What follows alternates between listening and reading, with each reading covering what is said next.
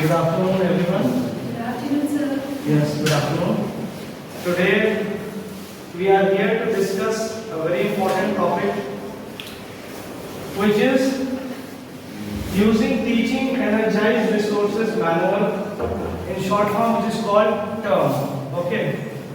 Today is the in-house training session at the Garden International School, and I am your host and the resource person, Anand. CBSE term. Now we'll discuss it. Teacher Energized Resources Manual term. Basically meant for teachers of science and maths. This portal has been introduced by CBSE for the teachers of science and maths up to from class 6 up to class 10th. It was shared by the Education Minister of India on Twitter on 22nd of August 2020.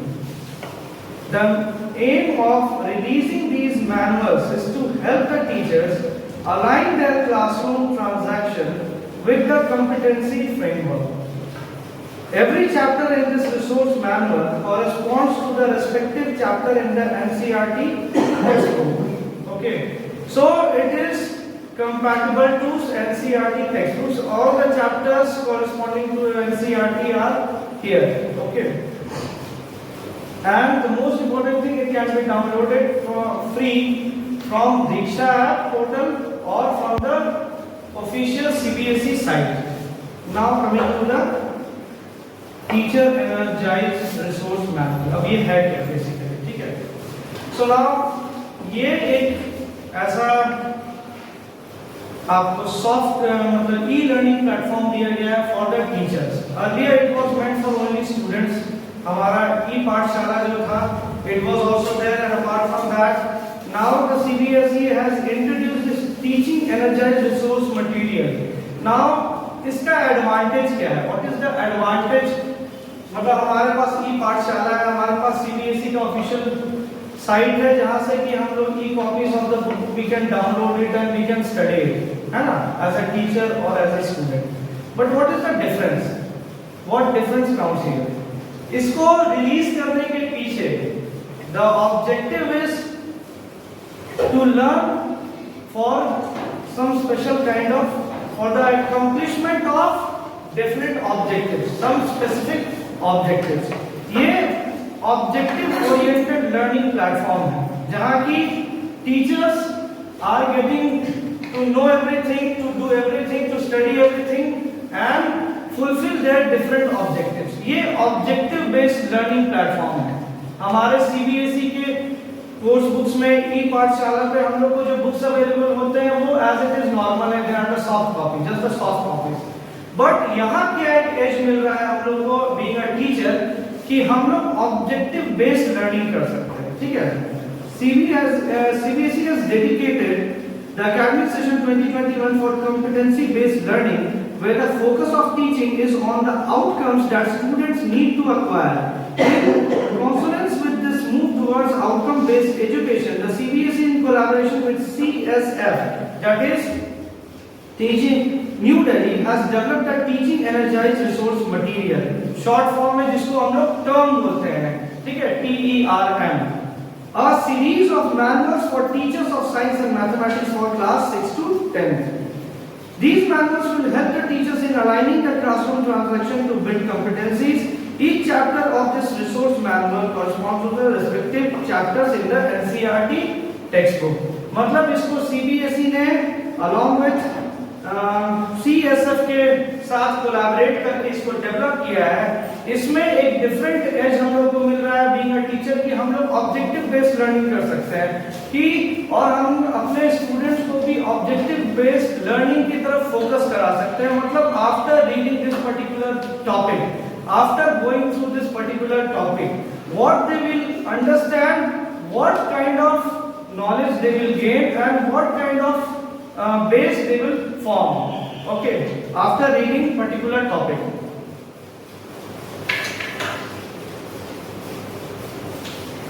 The chapters have been built up by concepts linked to the NCERT learning outcomes, and an attempt has been made to delineate learning objectives for each chapter. Every chapter has a set of assessment items and sample strategies for transaction of concept. The Central Board of Secondary Education, in partnership with Central Square Foundation, has released a series of manual named Teacher Energized Manual for Science and Maths Teachers of class 6 to 10. Now, इस term में क्या-क्या different objectives हैं? Now we will study these objectives. ठीक है, क्या-क्या चीजें हैं इसमें? Teacher energised resource manual 2020. These manuals are available on the CBSE official sites and on Diksha platform, free of cost. Also on NCERT.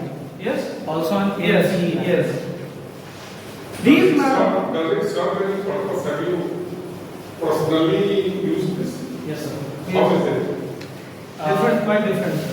The first thing is that it defines each and every topic, that what we should teach, how we should teach the students, and what are the outcomes we can expect from the students. And after the chapter, important questions from each and every topic, where the answers is given, and a list of activity and practicals in science, it is given. That can be very helpful for the teachers. Is it clear competency list? Yes, sir. Each and every topic along with its outcome has been discussed in this platform. Each and every topic, sir. With the outcome, what result we can expect from the children. मतलब कि बच्चों को अगर हम किसी topic को पढ़ा रहे हैं, तो उसके बाद बच्चे किन क्वेश्चंस को आंसर करने में सक्षम होंगे, उनकी नॉलेज थिंकिंग लेवल कहाँ जाएगी, मतलब वो क्या किस तरह से उनकी actually sir they are trying to enhance the knowledge and enhance the logical skill of the children. मतलब besides normal teaching, हम लोग का एक normal teaching क्या है? हम लोग basically we just mug up the definitions, we mug up the laws and principles in science, even in maths also we learn definite rules और उस rules को लेके हम लोग चलते हैं. लेकिन at times बहुत बार बच्चों को ऐसे देखने को मिलता है कि they are not well aware of the practical application of those rules. मतलब क्या है कि उन्होंने पढ़ लिया, डेफिनेशंस को मगअप कर लिया, क्वेश्चन आंसर्स को मगअप कर लिया, in the examination they pen down all the answers and they when they got they pass out with flying colours, they think that they have a command over that subject. But the knowledge basically means inheritance of the gist of the topic. आपको उस topic का पूरा details, उसके बारे में हर कुछ सब कुछ मालूम होना चाहिए. आपको ऑब्जर्व करना है by the using of those principle, those laws. आपको उनको प्रैक्टिकली कैसे हम अप्लाई करते हैं, वो कहाँ प्रैक्टिकली एप्लीकेबल है, ये बहुत इंपॉर्टेंट है. मतलब जैसे एक सिंपल सा एग्जांपल हम लोग लेते हैं, एक चैप्टर हीट में we generally teach children the modes of transfer of heat, conduction, convection, radiation. They learn the definition, they come up with the definition and think that they have a command over it. But conduction का process कहाँ पे हो रहा है? एक ही चीज, एक चाय बनाने के क्रम में हम एक केतली लेते हैं, केतली में पानी भरते हैं, उसमें दूध डालते हैं, चाय पत्ती डालते हैं, तो उसमें बहुत सारी प्रोसेसेस इन्वॉल्व है, बहुत सारी प्रक्रिया है जो इन्वॉल्व है. लेकिन अब बच्चों को हमने कंडक्शन, कन्वेक्शन, रेडिएशन का डेफिनेशन तो रट लिया, लेकिन उसका प्रैक्टिकल एप्लीकेशन वो जान ही नहीं रहे कि actually mode of heat transfer हो कहाँ रहा है, बाय कंडक्शन, बाय कन्वेक्शन और बाय रेडिएशन. तो ये एप्लीकेशन उनका इन टर्म्स का प्रैक्टिकल लाइफ में what is the application, where is it applicable, इन चीजों को समझाने के लिए इसमें एक अच्छा प्लेटफॉर्म दिया गया है कि टीचर्स को हर एक टॉपिक का ऑब्जेक्टिव भी बताया गया है कि अगर वो टीचर को पर्टिकुलर टॉपिक से डील कर रहे हैं, तो after all what they are going to expect from the children, उनके बच्चों से क्या एक्सपेक्टेशन होनी चाहिए, मतलब उनके बच्चों को क्या चीजें आनी चाहिए और क्या चीजें उनके अंदर इनहेरिट होनी चाहिए. इन चीजों का प्योर डिटेल्ड एक्सप्लेनेशन है.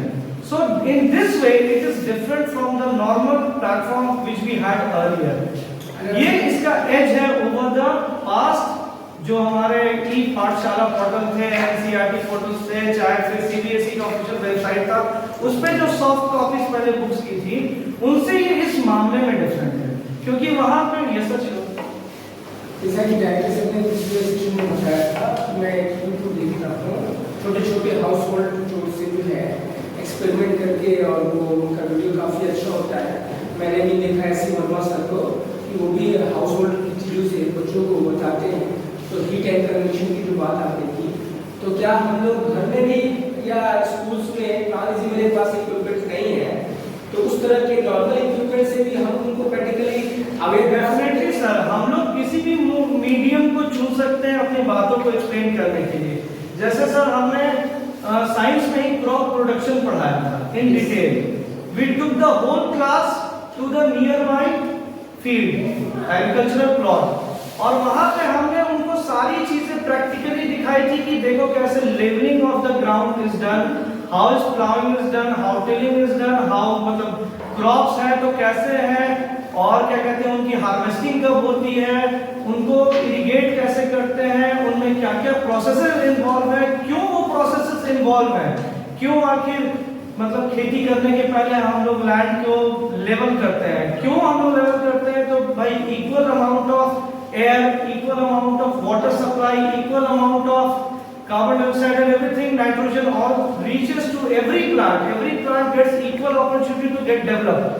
तो ये सब चीजों के लिए हम लोग लेवलिंग करते हैं ग्राउंड की। तो ये सब चीजें हमने प्रैक्टिकली पढ़ाई थी sir. It is not available in the laboratory, but we took them to the different lab. Sir शायद ले गए थे यस यस सर, वो एक प्रैक्टिकल का। अब जैसे ये चाय बनाने की प्रक्रिया क्वाइट कॉमन है, it is available in our school also, we do not require any kind of laboratory for that, है ना। हम लोग उनको एक ओपन किचन प्लेटफॉर्म तैयार करके उसके मतलब क्या उसके माध्यम से हम लोग उनको समझा सकते हैं इन चीजों को। सो देयर इज हम लोग इसको हर वे में से समझा सकते हैं sir. It is not necessary that always the children should be taken in the laboratory only to explain everything in science.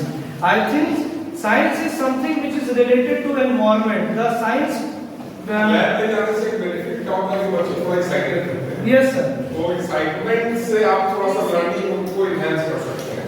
Class में थोड़ा मोनोटोनी हो जाती है ना, 6-7 पीरियड एक ही क्लास में बैठना है, तो मोनोटोनी ब्रेक करने के लिए थोड़ा सा लैब ले जाके एक्सप्लेन करना, वो चीज से सही रहता है। वो सर जो हम लोग आउटिंग पे ले गए, मतलब नियर बाई फील्ड में भी ले गए थे, तो उनके लिए एक अच्छी एक्सपीरियंस थी। They enjoyed a lot and moreover they understood everything practically. बच्चों के लिए इंटरेस्टिंग हो जाते हैं काफी ज्यादा।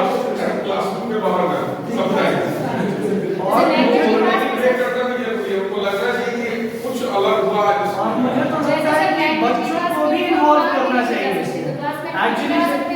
पोएम उनसे पढ़वा सकते हैं, तो उसमें बच्चे एक्साइटेड होते हैं, चाहेंगे कि मेरी बारी है वो एक्साइटेड होते हैं। और बच्चों को इन्वॉल्व करने से क्या होता है, एक तो वो डर के उन चीजों को सीखते हैं कि अब मेरी बारी आ रही है, अब मुझे उस चीज को परफॉर्म करके दिखाना है। तो वो कितने भी नटोरियस हो, कितने भी शरारती हो, लेकिन आफ्टर ऑल उनके माइंड में ये चीज वो आ जाती है कि अब नेक्स्ट टर्न मेरा है, तो मुझे भी वो चीजें करके दिखानी है। तो आप देखिएगा उनका टर्म आने के पहले और उनके सीक्वेंस आने के पहले उनका सारा शरारत, सारी जो वो नॉटीनेस होती है ना, सब वो बंद हो जाती है, और उनका वो जो स्टूडेंट का जो एक अडैप्टिव माइंड होता है ना, वो स्टार्ट हो जाता है, वो स्विच ऑन हो जाता है। उन्होंने जैसे देख लिया कि क्यों में 2 लड़के आ गए, 2 के बाद मेरी बारी आनी है, तो वो सब चीज अपने आप से खुद से लर्न करना शुरू कर देंगे, इंट्रोस्पेक्ट करना शुरू कर देंगे कि मेरे को क्या आता है क्या नहीं आता है। तो एक involvement, practical involvement is also necessary in science and mathematics. हमारे साथ भी होता है जी, ये हम लोग को खुद होता है। जैसे अभी मेरी ट्रेनिंग थी, right now I am supposed to take the training, तो I was also nervous, I was also preparing because I have to speak over here ना, मुझे तो बोलना है to the audience and audience has to listen to me, तो I should have the content to speak before the people ना। तो nervousness आ ही जाता है। हम लोग क्वाइट, जो आप वहां बैठे हैं, you people are quite relaxed, but the one who is standing over here is quite nervous from within। It is the bitter reality। तो हम लोग को जब हम लोग इन्वॉल्व करते हैं ना बच्चों को एक एक्टिविटी में, किसी भी चीज में, तो वहां से क्या होता है कि उनका खुद भी इनिशिएट वो करते हैं कि भाई I have to learn either by pressure और बाय मतलब इंटेंसली। वो जो स्टूडियस स्टूडेंट्स हैं नेचुरली दे विल इंटेंसली मतलब वो एकदम बिल्कुल ऑटोमेटिकली वो उस चीज को ग्रैब करना चाहेंगे, उस अपॉर्चुनिटी को to know more and more, ठीक है। लेकिन जो नटोरियस होंगे उनको भी पता है कि नेक्स्ट टर्म मेरा आना है, तो दे विल समहाउ और the other they will try to learn. और इसमें कहीं ना कहीं भले सब बच्चे, हाँ हमारे हाथ की पांचों उंगलियां एक समान नहीं होती है, उसी तरह से हमारे क्लास में जो बच्चे भी होते हैं उनकी ग्रास्पिंग पावर एक समान नहीं होती है। लेकिन हाँ एक चीज है कि एटलीस्ट जो वर्स्ट बॉटम लाइनर भी है वो भी एटलीस्ट 40 to 50% रीजंस जानते हैं कि ऐसा क्यों किया जा रहा है, ऐसा क्यों हो रहा है। हो सकता है they won't be able to explain it in the word in the language we use in the class, मतलब हो सकता है कि वो इंग्लिश में उस चीज को पेन डाउन नहीं कर सके, लेकिन इन जनरलिटी वो लोग इस चीज के अक्रॉस जरूर आएंगे और वो इन चीजों को याद रखेंगे कि भाई ये चीज ऐसी होती है तो क्यों होती है, what is the reason behind this happening like that. तो ये एक एडवांटेज होता है। तो यहाँ पे इस प्लेटफॉर्म पे यही एडवांटेज हम लोग टीचर्स को भी दिया गया है कि earlier we used to read the book on totality, एक चैप्टर को हम लोग रीड करते थे, ऑब्जेक्टिव्स हम लोग बनाते थे। एट टाइम्स हम लोग को ये भी पता नहीं रहता था कई टॉपिक्स में कि भाई what is the basic aim to teach these particular lessons, ठीक है। वी आर नॉट मतलब expertise in, we are not jack of all trades, हम सबकी कुछ कमजोरियां होती हैं, कुछ हमारा स्ट्रेंथ होता है ना।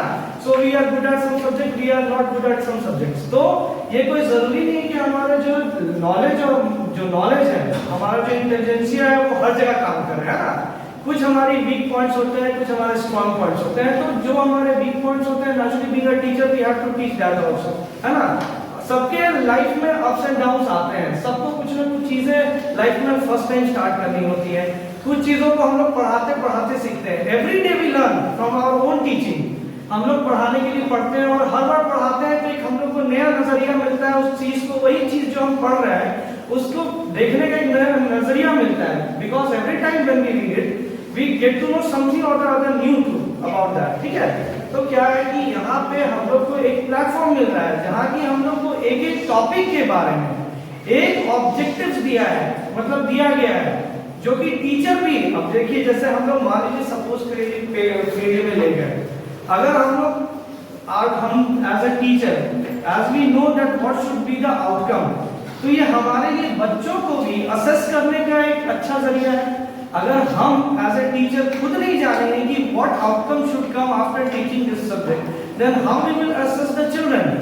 तो ये एक प्लेटफॉर्म हम लोग को जानने के लिए, सीखने के लिए भी देता है कि हम लोग बच्चों को किस किस ग्राउंड्स पे, किस किस पैरामीटर्स पे असेस कर सकते हैं। So that is the edge that this platform term gives over the other used platforms. जैसा कि इसमें डील किया गया लर्निंग ऑब्जेक्टिव्स के बारे में, the term has equal number of corresponding chapters as NCERT textbooks with listing of concepts। इनमें concepts को बहुत एलाबोरेटली डील किया गया है, ठीक है। टीचर्स को ऐसा नहीं छोड़ा गया है सबको पेपर एक्सेस करके देखना चाहिए। Yes of course it is very useful, क्या वेरी यूजफुल है, कैसे हम एडवांटेज ले सकते हैं, स्टूडेंट के साथ कौन सा चीज शेयर करने वाला है। Yes sir. अब तो उसका एक्टिविटी क्वेश्चन जो एनसीईआरटी बुक्स के लगते हैं उससे कई क्वेश्चंस इस बार पिछले बार में मैंने देखा कि नीट के एग्जाम में पूछे गए और आईआईटी जेईई के एग्जाम में पूछे गए। उसके इंडेक्स क्वेश्चन से एक्टिविटी से जनरली हम लोग एनसीईआरटी में बहुत कुछ है, साइंस बहुत कुछ, केमिस्ट्री की भी खास करके एनसीईआरटी से अच्छा बुक कोई हो ही नहीं सकता। आपको मैं बताता हूँ 1 2 3 इंग्लिश टेक्स्ट बुक जो एनसीईआरटी का स्टैंडर्ड है ना, वो कोई प्राइवेट पब्लिकेशन मैच नहीं कर सकता। But due to commercial compulsion हम लोग एनसीईआरटी 1 to 5 एनसीईआरटी नहीं चलाते हैं। द बेस्ट टेक्स्ट बुक जो इंग्लिश का है वो आपका एनसीईआरटी है। कुछ भी मैथ्स में थोड़ा सा क्या दिक्कत होता है ना कि बच्चे को अंडरस्टैंड नहीं कर पाते हैं, वो प्रॉब्लम है। उसमें स्टोरीज दिए हुए हैं 1 2 3 का मैथमेटिक्स मतलब वो केस स्टडी का एक और पहले से चल रहा है, बच्चे थोड़ा नहीं समझ पाते हैं, लेकिन इंग्लिश में तो बहुत अच्छा है। Competency based test items for each corresponding learning objective and simple activities for enrichment has been provided। बहुत सारे प्रैक्टिकल थिंग्स दिए हुए हैं उनमें, प्रैक्टिकल एक्सपेरिमेंट जो कि आपको परफॉर्म करने हैं उसमें वो भी दिए हुए हैं आपको। कि आपने कितना पढ़ा समझा वो भी दिया गया है इसमें, apart from the NCERT text book questions. Now learning objective. Each chapter begins as a learning objective table. The table lists the concepts covered in the chapter. Learning objectives are broken down competencies that a learner would have acquired by the end of the chapter. They are a combination of skills and what the learners would use this skill for. अब इसमें बताया गया है कि इसमें वो सारे चीजों को बहुत डिफाइन किया गया है हर ऑब्जेक्टिव। मैंने बोला एक एक टॉपिक को with the objectives, what objectives will be accomplished after teaching that particular topic। वो सारी चीजें बहुत elaborately define की गई हैं और they are a combination of skills and what the learner would use this skill for। और यहाँ पे ये भी बताया गया है, skills को भी develop कराया गया है और ये भी बताया गया है कि उन skills का हम use कहाँ करेंगे for our children as well, ठीक है। For example, the first learning objective in this table was related to the skill of analysis and the student will use this competency to identify ingredients in different food items। Teacher can use these specific learning objective to identify if a student has acquired the associate skill or understanding how that skill can be used। Now content area and concept, मतलब बहुत सारे concepts को elaborately deal किया गया है।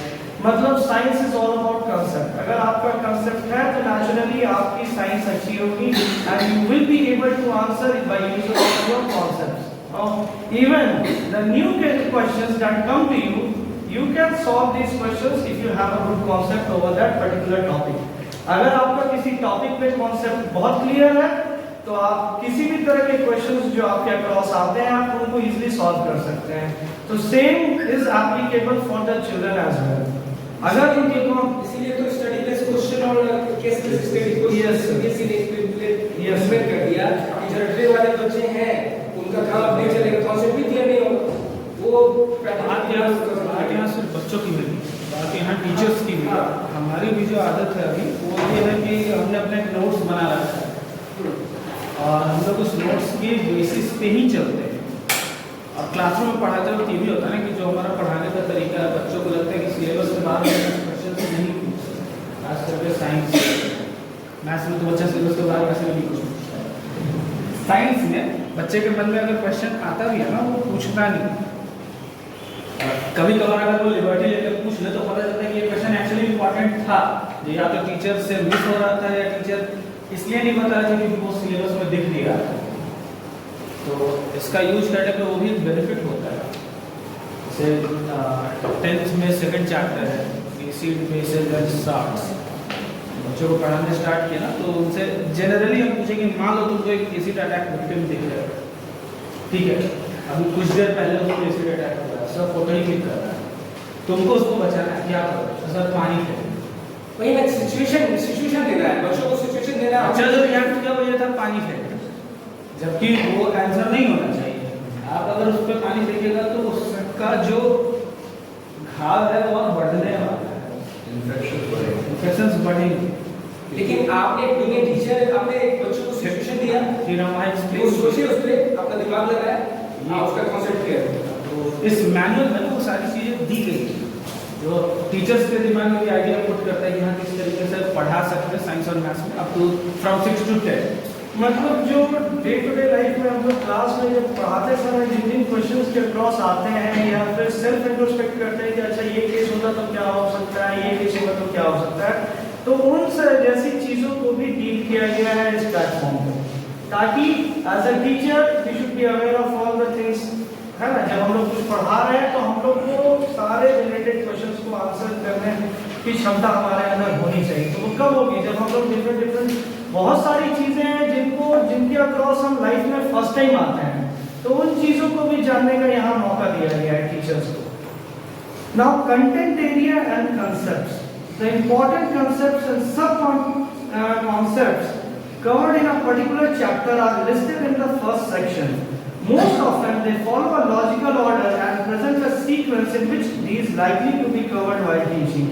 मतलब इसमें एक चीज़ तो है कि सारे कॉन्सेप्ट्स को डिस्कस भी किया गया है, साथ में उन्हें इस तरह से अलाइन और सीक्वेंशियल रखा गया है कि ताकि पढ़ाते समय हम उसी सीक्वेंस में उसको लेके जा सकें। मतलब एक के बाद एक, सपोज अगर मान लीजिए हमने एडिशन नहीं सीखा है तो हम लेंथी कैलकुलेशन बच्चों को ऐसे दे सकते हैं, before giving a lengthy calculation they must be introduced at the basic calculation of addition, subtraction, multiplication and division and so on. तो वही चीजें है कि सारी चीजें इसमें सीक्वेंशियल ऑर्डर में दी गई हैं, ताकि बच्चे जो है चाहे टीचर्स हैं उनको डील करें एक सीक्वेंशियल ऑर्डर में, ठीक है, प्रॉपर सीक्वेंशियल ऑर्डर में। In case your teaching strategy is different and present them in a different order, you need not worry. Teach the way you consider the best. You only need to ensure the understanding and the attainment of desired learning objectives. Basically देखिए यहाँ teacher को पूरी liberty दी गई है कि आपको जिस way में, जिस स्टाइल में, जिस तरह से आप पढ़ाना चाहते हैं, हर टीचर का अपना एक स्टाइल होता है पढ़ाने का, हर टीचर का अपना एक वे होता है टू प्रेजेंट द चैप्टर और any topic to the student.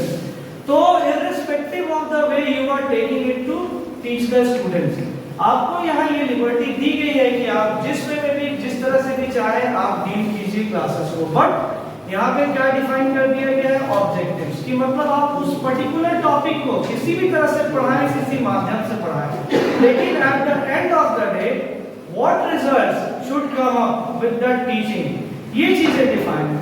तो यहाँ से आपके टीचिंग मेथोडोलॉजी को भी कंफाइन नहीं किया गया है कि आपको पर्टिकुलरली लेक्चर मेथड ही लेना है, तो आपको पर्टिकुलरली डेमोन्स्ट्रेटिव मेथड ही लेना है। There are different methods to teach a subject.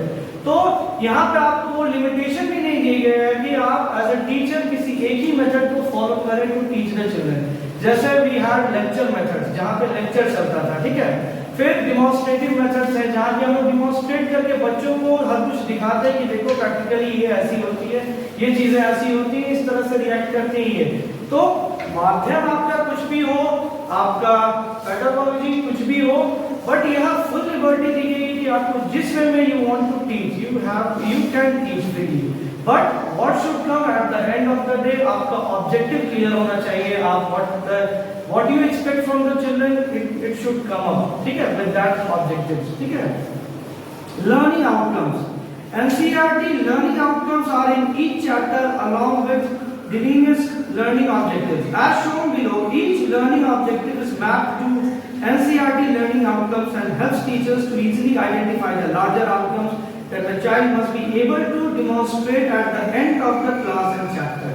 मतलब बेसिकली वही बात है कि साइंस का क्लास है, तो eight the end of the day the student should reciprocate what teacher did. मतलब एक टीचर को रेसिप्रोकेट अगर कर पाए स्टूडेंट्स, तो that is the best accomplishment of the task, है ना। अगर मान लीजिए हमारा पढ़ाया स्टूडेंट्स अगर हमें वापस से पढ़ा सके, या फिर स्टूडेंट्स अपने किसी फ्रेंड सर्कल को पढ़ा सके, तो that is the 100% achievement by a teacher in itself, है ना।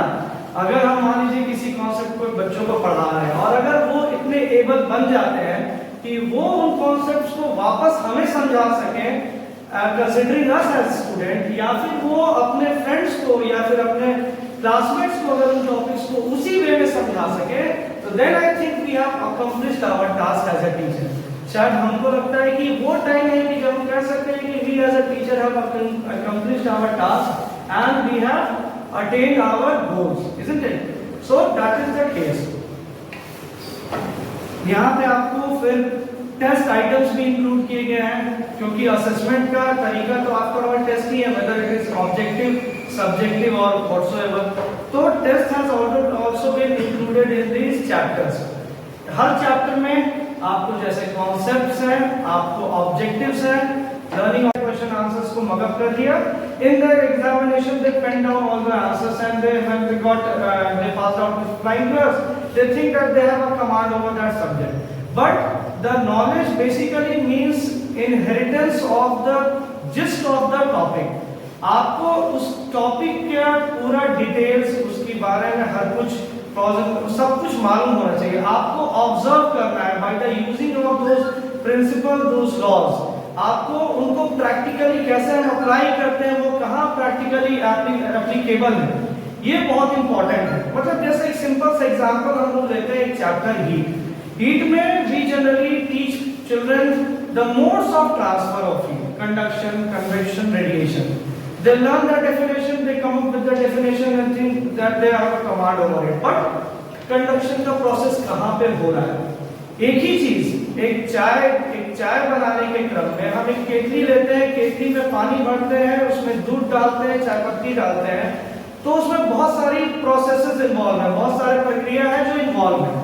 लेकिन अब बच्चों को ने कंडक्शन, कन्वेक्शन, रेडिएशन का डेफिनेशन तो रट लिया, लेकिन उसका प्रैक्टिकल एप्लीकेशन वो जान ही नहीं रहे कि actually mode of heat transfer हो कहाँ रहा है, बाय कंडक्शन, बाय कन्वेक्शन और बाय रेडिएशन। तो ये एप्लीकेशन उनका इन टर्म्स का प्रैक्टिकल लाइफ में what is the application, where is it applicable, इन चीजों को समझाने के लिए इसमें एक अच्छा प्लेटफॉर्म दिया गया है कि टीचर्स को हर एक टॉपिक का ऑब्जेक्टिव भी बताया गया है कि अगर वो टीचर को पर्टिकुलर टॉपिक से डील कर रहे हैं तो after all what they are going to expect from their children, उनके बच्चों से क्या एक्सपेक्टेशन होनी चाहिए, मतलब उनके बच्चों को क्या चीजें आनी चाहिए और क्या चीजें उनके अंदर इनहेरिट होनी चाहिए, इन चीजों का प्योर डिटेल्ड एक्सप्लेनेशन है।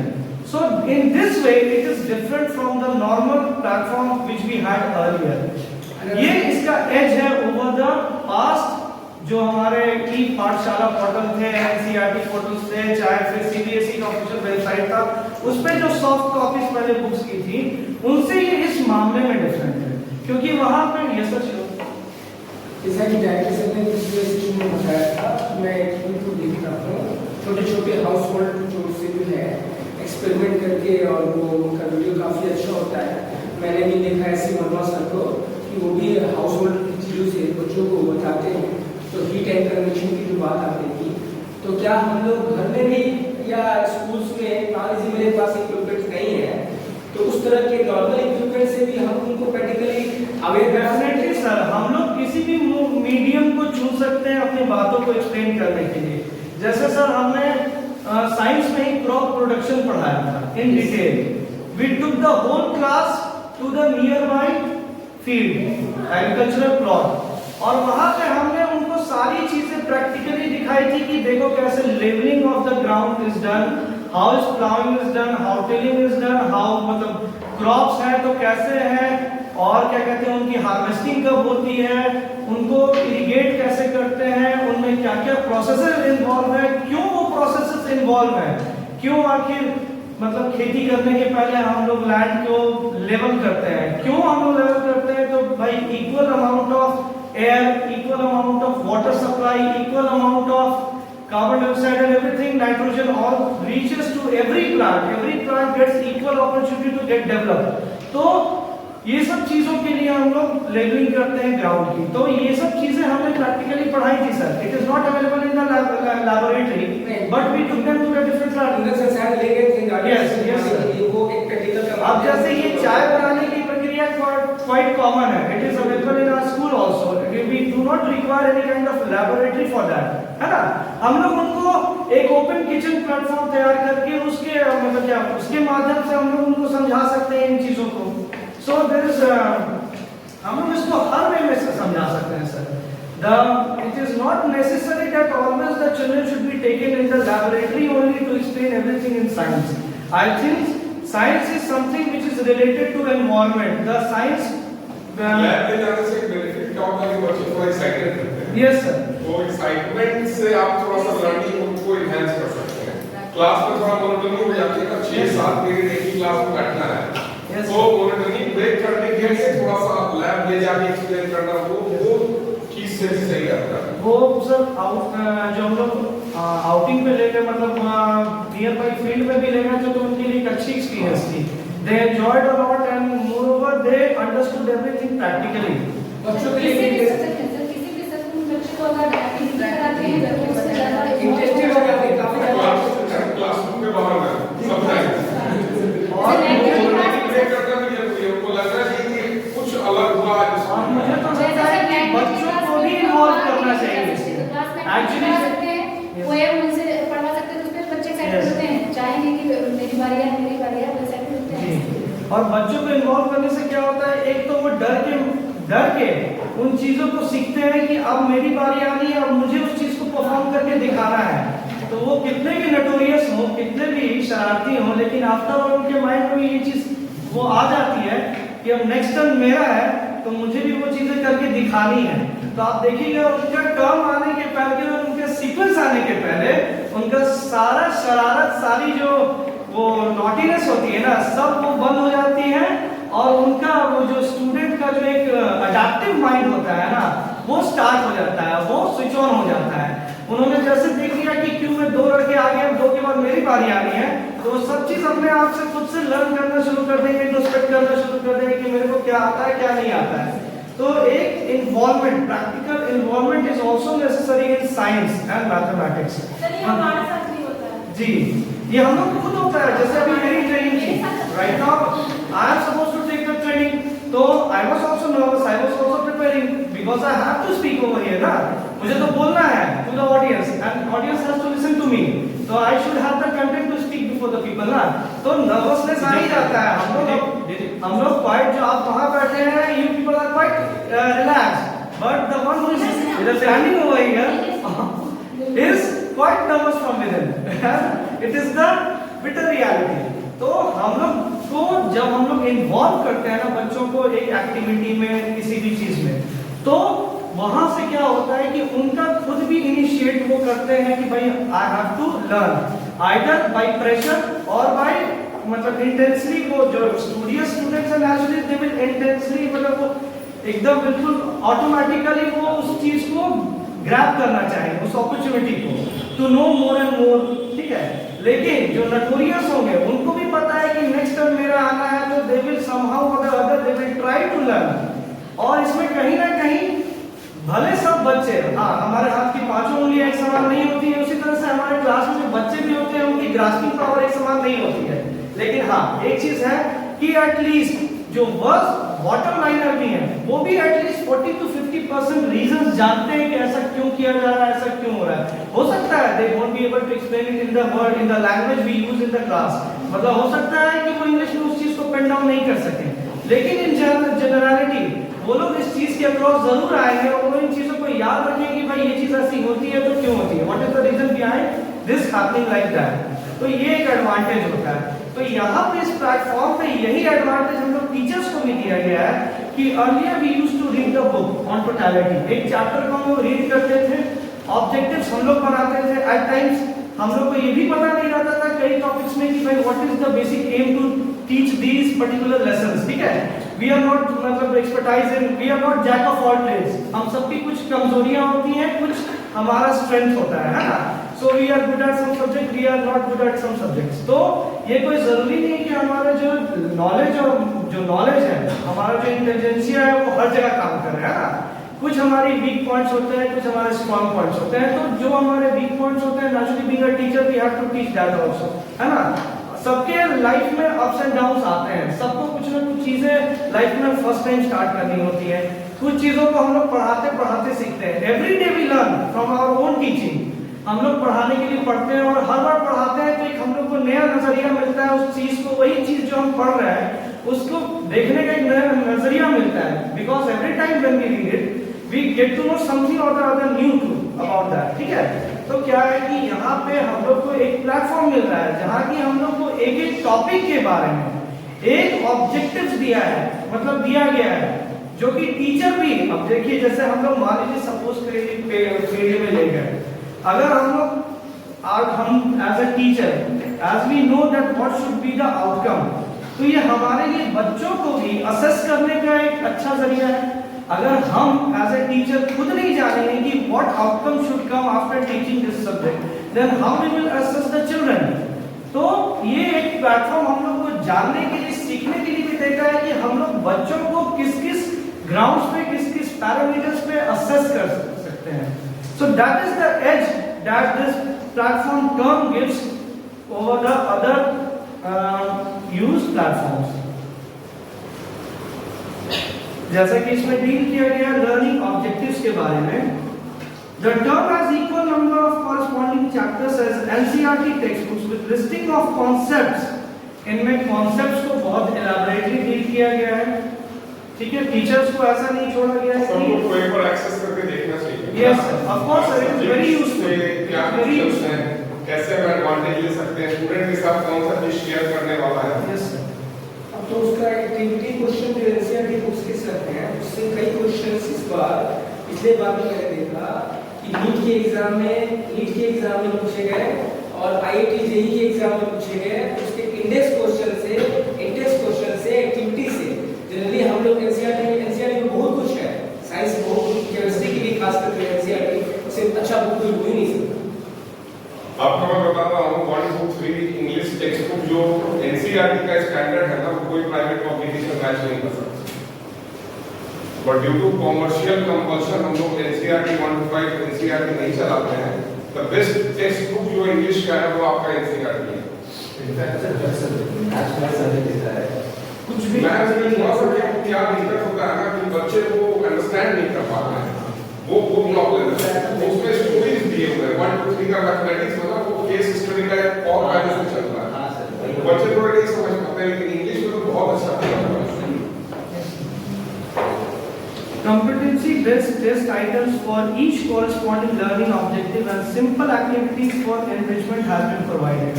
बहुत सारे practical things दिए हुए हैं उनमें, practical experiment जो कि आपको perform करने हैं उसमें वो भी दिए हुए हैं आपको।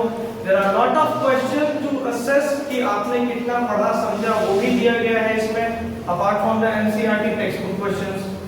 Now learning objective. Each chapter begins as a learning objective table. The table lists the concept covered in the chapter. Learning objective are broken down competencies that a learner would have acquired by the end of the chapter. They are a combination of skills and what the learners would use this skill for.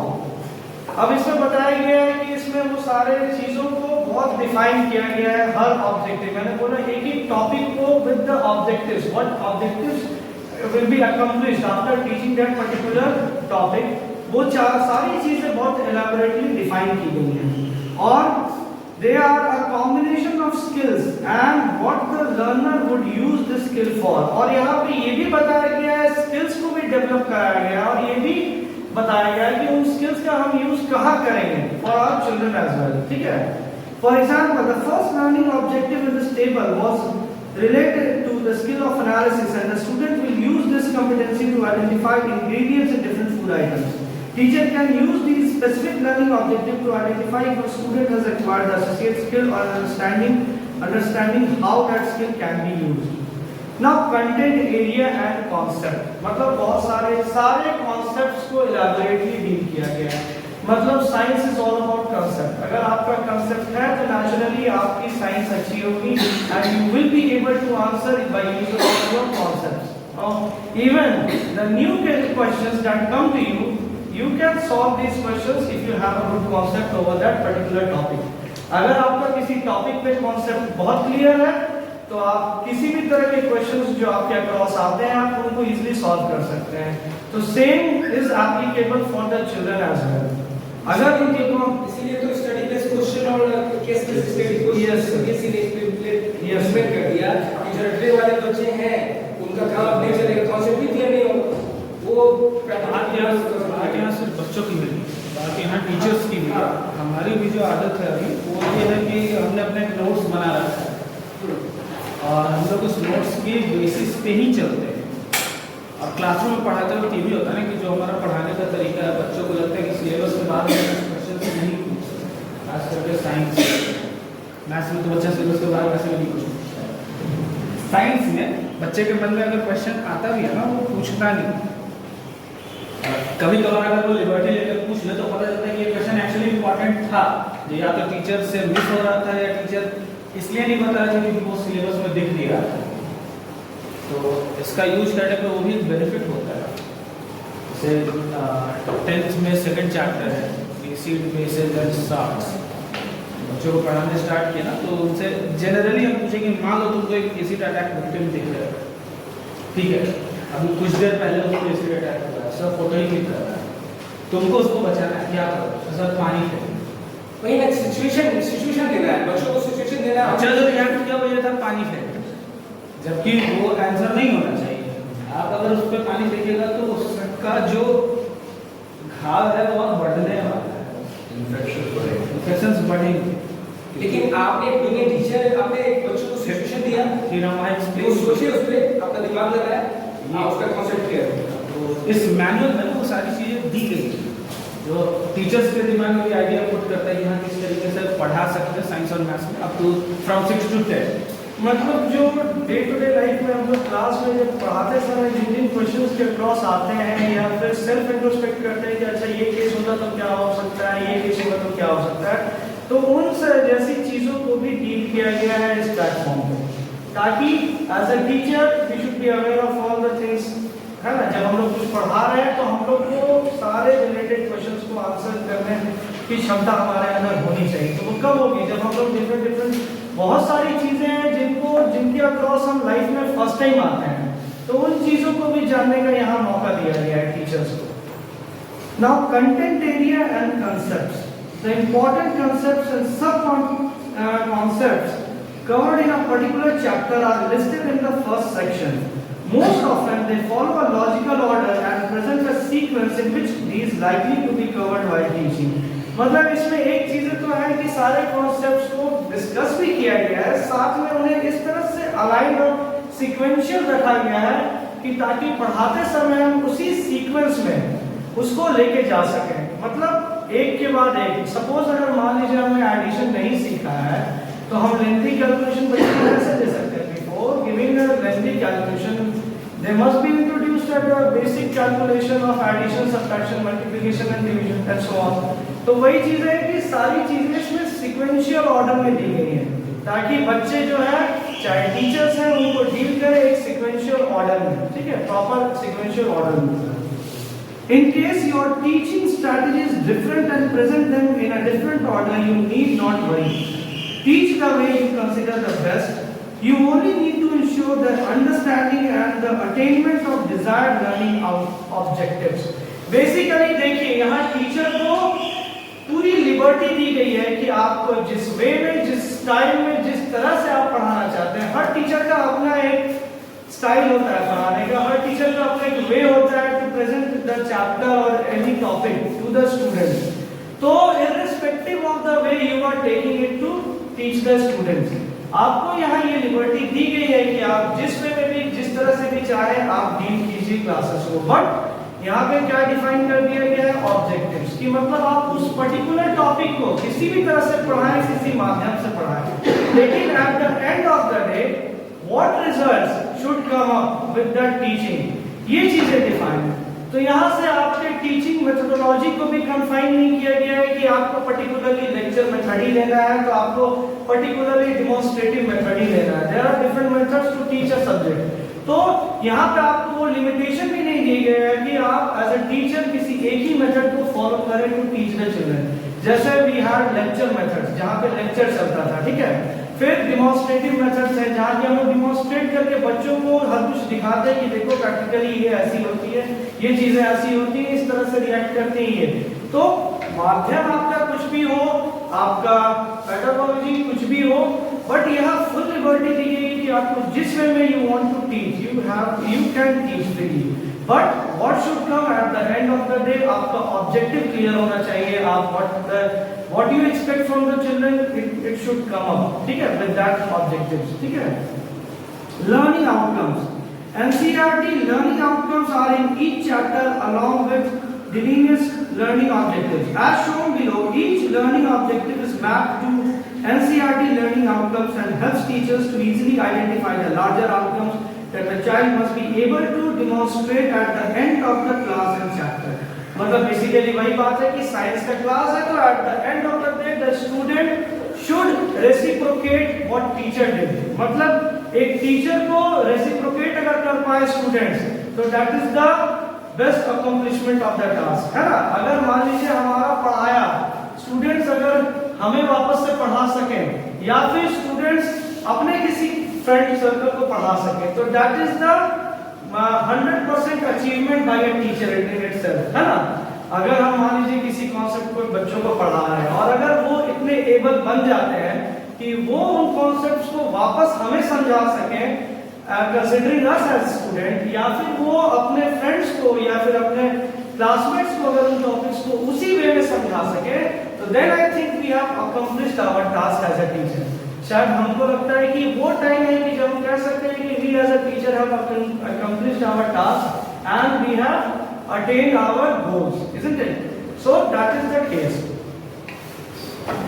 यहाँ पे आपको फिर test items भी include किए गए हैं, क्योंकि assessment का तरीका तो आपका नॉर्मल टेस्ट ही है, whether it is objective, subjective और व्हाटसोएवर।